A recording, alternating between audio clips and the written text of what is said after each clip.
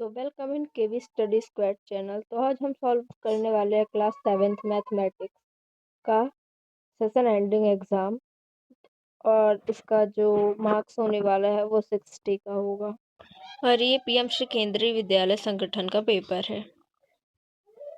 तो section A में है एमसीक्यू टाइप क्वेश्चंस। तो अब हम लोग MCQ types question section A solve करेंगे। आप लोग ध्यान से देखिए। तो first question is, for two figure to be geometric twins they must have the same। तो आपने जो बुक में पढ़ा होगा उसमें है shape and size is same, मतलब must have the same shape and size. Second question, the product of an even integer and odd integer is always even. The value of -20 plus 13 minus 5 is -12.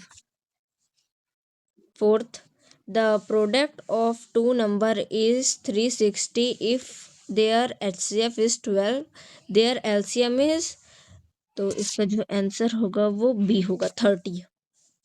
The most suitable method for finding the HCF of large number is prime factorization. Question number 6.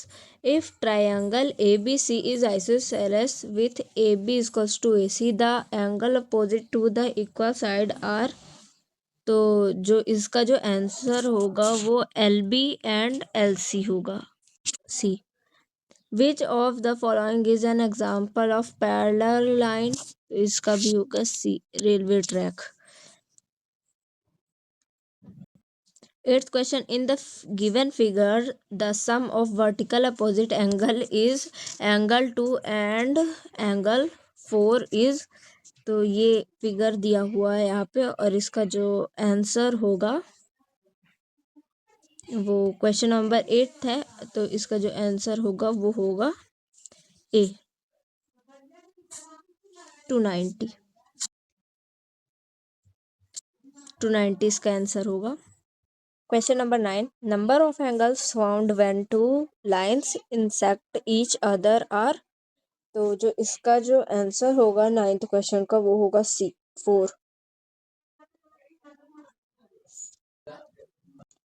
Question number 10. The parity of the sum of all odd number from 1 to 9 is, तो इसका जो answer होगा वो odd होगा A.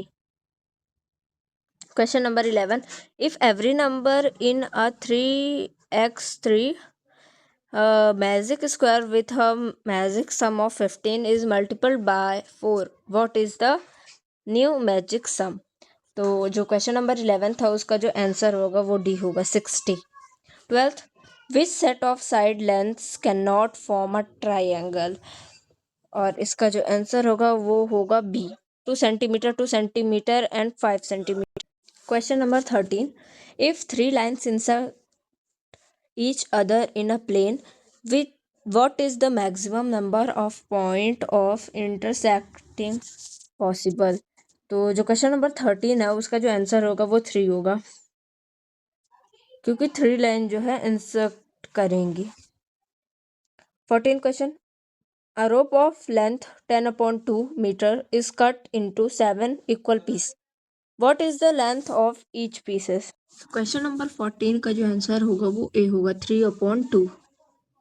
The value of 15 question, the value of 3/4 plus 2/4 is 5/4. A. ऊपर के दोनों number add हो जाएंगे, 3 + 2 5 और नीचे के 4 ही रहेंगे. सो जो आंसर होगा उसका वो 5/4 होगा. सो अब सेक्शन बी की तरफ आते हैं. सेक्शन बी में 16 क्वेश्चन है. The consecutive number in the fractions sequence are 377 and 610. Find the next number. So जो इसका नेक्स्ट नंबर होगा, तो सबसे पहले हमें 377 लेना है, 377, और उसमें हमें 610 ऐड कर देना है. 7 आ जाएगा, 8 और 9. जो इसका आंसर होगा, नेक्स्ट जो नंबर होगा वो होगा 987. 9, 8, 7 इसका नेक्स्ट आंसर होगा। सो गाइस सेक्शन बी का 16 क्वेश्चन भी हो चुका है। तो अब हम लोग अब दूसरे क्वेश्चन सॉल्व करेंगे, मतलब सॉल्व अब मैं नहीं करूँगी, अब आप लोगों को मैं ये PDF के सारे क्वेश्चंस दिखा देती हूँ और आप सॉल्व कर लीजिएगा। ये 17 क्वेश्चन है और ये 18 क्वेश्चन और में है, और 2 क्वेश्चन और है। उसके बाद सेक्शन सी में देख लीजिए क्वेश्चन से फिगर वाले भी हैं। 24th इम्पॉर्टेंट है। सेक्शन डी 5 नंबर्स के दोनों क्वेश्चंस हैं, दोनों इम्पॉर्टेंट है करने, देख लीजिए अच्छे से।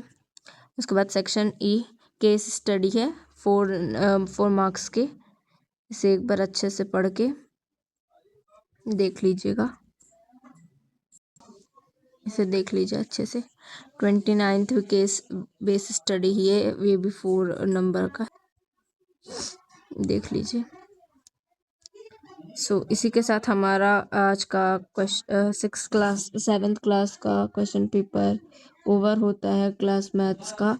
और इसी के साथ आप हमारे चैनल को लाइक एंड सब्सक्राइब कर लें। Thank you.